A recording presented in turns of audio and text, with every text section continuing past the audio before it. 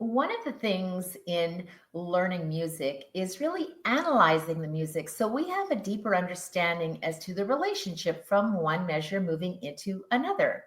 And we do analysis through looking at the motive and identifying imitation, sequence, or inversion.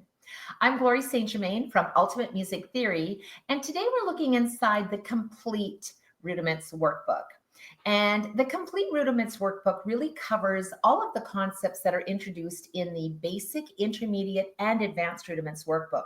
And it really is an all-in-one workbook that is ideal for accelerated learning, or if you're a teacher that just wants to do kind of a review, it's kind of the go-to standard that you definitely need to have in your music studio, whether you're teaching piano or voice or any instrument for that matter. So let's take a look at analysis. So today we're looking at imitation, sequence, and inversion. So if you have your Complete Rudiments Workbook handy, then take a look inside page 237.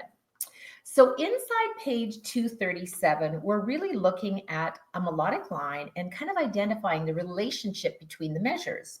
So when we're talking about a motive is a little musical idea, and it's really the smallest unit of music, and it just is there, and we can manipulate it in different ways. So the first one is the repetition. So when we're looking at repetition, it's identical. It's just in the same clef, it's the same voice, and it's the same interval. So that is just simply repetition. When we're looking at imitation, so imitation, when you think of that word, it's kind of like, it's going to be a little bit of a copycat, not identical though. It's not repetition, but imitation is the repetition of the musical idea by another voice at the same pitch or at a different pitch. And imitation can be in the same clef or it can be in a different clef. The next one we're going to look at is the sequence. Now, here's the interesting thing about the sequence. The sequence is the repetition of a musical idea in the same clef. All right, so it's the same clef by the same voice, and it simply is moving by step, either higher or lower, but it's the same progression of intervals, just moving either higher or lower in the same clef, in the same voice. An inversion, so now when we think about an inversion, we kind of think of turning ourselves upside down, right? And that's exactly what it is. An inversion is the musical idea repeated upside down.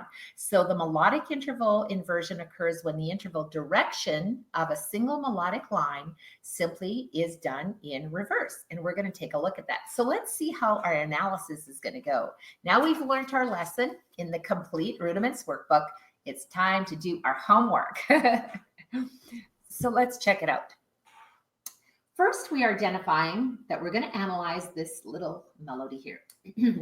So first we see the motive. And when we look at the motive and we look in the second measure, what in fact has happened to the motive? Is it imitation, sequence, or inversion?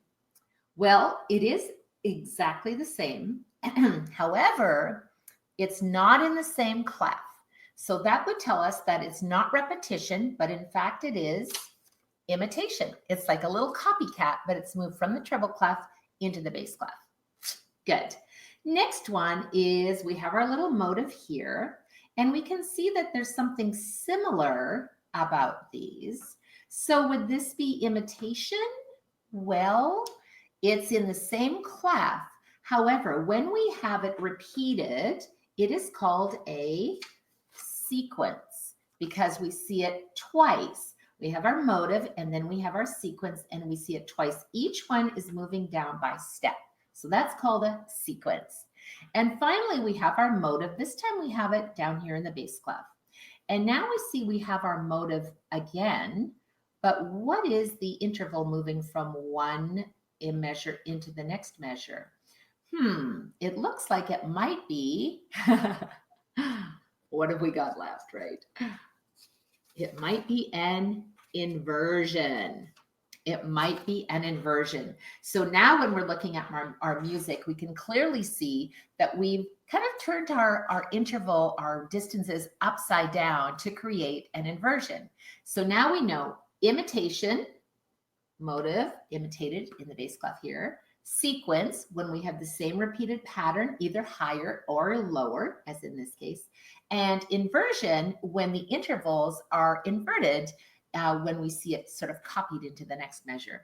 So now we see this one has gone up a third, but this one has gone down a third. And then this one has gone down a second, down a second, down a second. And this one has gone up a second, up a second, up a second. So the intervals have simply gone in inversion, upside down. When you're studying your complete Rudiments workbook, make sure that you cover every single page, starting with page 1 all the way through, because it's really going to give you a great foundation in your music theory. I invite you to subscribe to our Ultimate Music Theory YouTube channel, where we release new videos every week teaching music theory concepts. And also join our Ultimate Music Theory Facebook group, which is a fantastic community of like-minded musicians, educators, students. There's no question that's a silly question, so feel free to join our Ultimate Music Theory Facebook group and ask anything that you'd like. To learn more about how you can look through your Ultimate Music Theory Complete Rudiments workbook or any of our online courses, simply go to ultimatemusictheory.com and you can learn all about us. So thanks for joining me. Have a fantastic day.